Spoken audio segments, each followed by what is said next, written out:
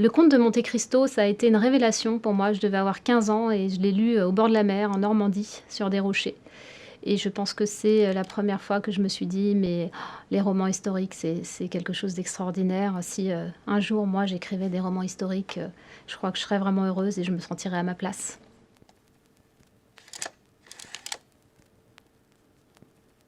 Alors quand j'étais petite, j'ai été l'amie d'un hibou qui s'appelait Ulule. Ulule, c'était un hibou solitaire et très naïf, très crédule et je me rappelle d'une histoire où, il allait se promener la nuit et il devenait ami avec la lune. Il était persuadé que la lune, était vivante et l'accompagnait et le protégeait et il est triste quand elle disparaît derrière des nuages et il se couche et elle réapparaît et il s'endort heureux et je me souviens d'avoir eu cette lecture d'enfant où à la fois on se dit: «Oh quand même», à la fois on est dans l'empathie et je me dis: «Ça c'est quand même génial» et à la fois on rit de cette situation et en même temps après j'ai regardé la lune par la fenêtre, moi aussi, avec les yeux d'Ulule et je me dis: «Mais c'est dingue quoi, s'il y a un livre qui réussit à ce qu'un enfant, regarde la lune, donc regarde son univers autrement».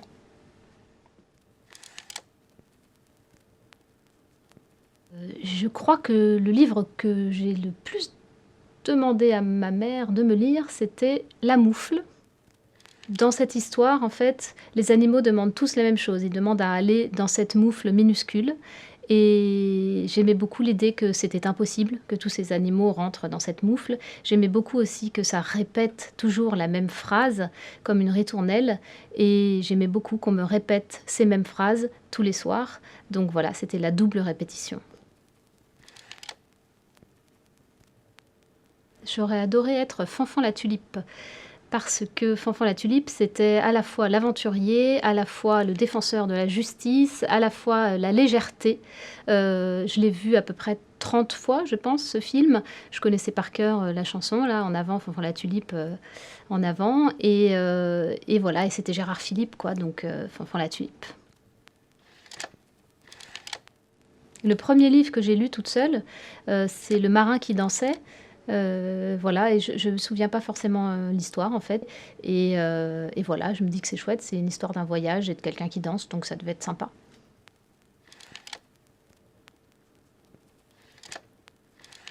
Le roi et l'oiseau, la scène à la fin où, l'énorme robot, avec son énorme main, libère le tout petit oiseau dans sa toute petite cage et écrase, la cage. Moi, à chaque fois, je pleurais et je mettais une semaine à m'en remettre quoi, donc voilà, Le roi et l'oiseau.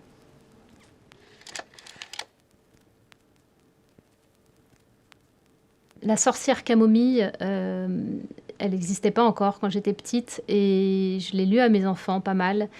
Ce que j'aime beaucoup dans la sorcière camomille, c'est qu'elle est moche, elle est drôle, elle est un peu grinçante, elle peut avoir un petit côté misanthrope. C'est une anti-héroïne et c'est vrai que quand j'étais petite, il y avait pas tant que ça des personnages féminins, qui, n'étaient pas, soit douces, soit, jolies, soit, parfaites, serviables et cetera. Donc, la sorcière, camomille dans ce qu'elle a de transgressif et d'un peu féministe, je pense que ça aurait été une bonne copine à moi quand j'étais petite.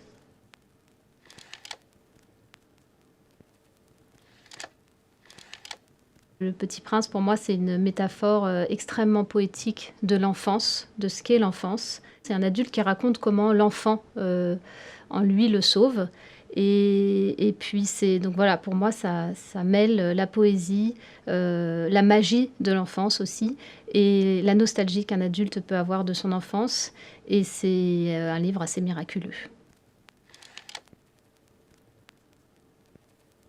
Nina Volkovitch, c'est, ma première re héroïne. Je l'ai portée, je pense pendant 10 ans avant qu'elle ne devienne l'héroïne d'un livre. J'avais sans doute fait sa rencontre, sans m'en rendre compte dans les archives à Moscou, quand j'étais, historienne et oui, elle me ressemble parce que, elle agit, malgré ou avec ses peurs.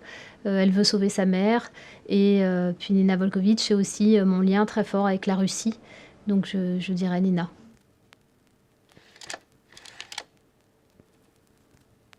Bon, c'est sûr que si, Chagall, était parmi nous, et qui souhaitait, illustrer, un mythe slave, par exemple, ou, un conte avec de la magie, je serais plus que contente parce que son art, est un appel, aussi, à l'enfance, à la magie, à la poésie donc voilà. Et puis sinon en autrice, jeunesse, c'est vrai que j'aimerais bien travailler avec, quelqu'un comme Christelle Dabos parce que je l'aime énormément, humainement et artistiquement.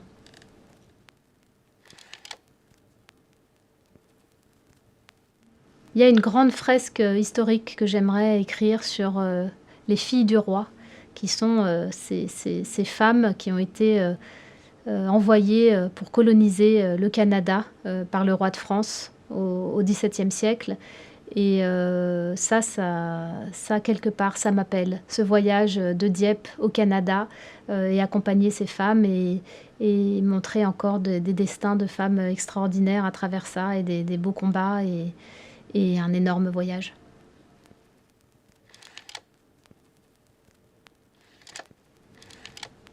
Alors ça, c'est la photo justement avec le 1er livre que j'ai dévoré et j'aime bien ce côté, recroquevillé, sur son univers. J'aime bien la couette. Quand ma sœur, a vu, la photo, elle m'a dit: «Ah oui, ça te ressemble parce que là, dans ces moments-là, tu étais tellement concentrée qu'il fallait pas te déranger». Donc voilà, je pense que c'est une bonne illustration.